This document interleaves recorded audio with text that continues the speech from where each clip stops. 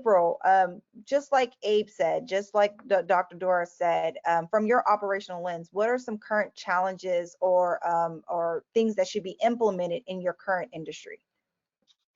So I think, to follow up what Abe was talking about, what are we doing with that information, right, that we have?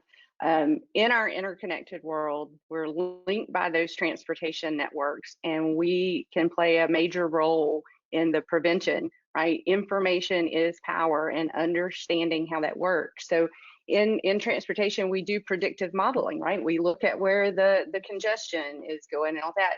We need to look at more than just the vehicles, right? We need to focus on our number one asset, and that's the people.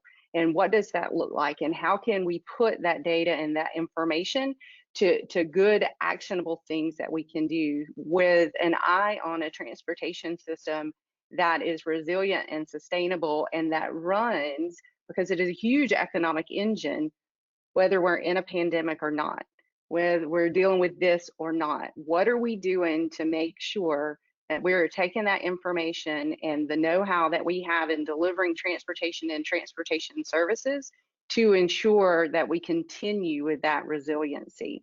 So for us, and for any industry really, right, but in transportation as well, we have to keep it going. Transportation is one of those essential services that we've talked about.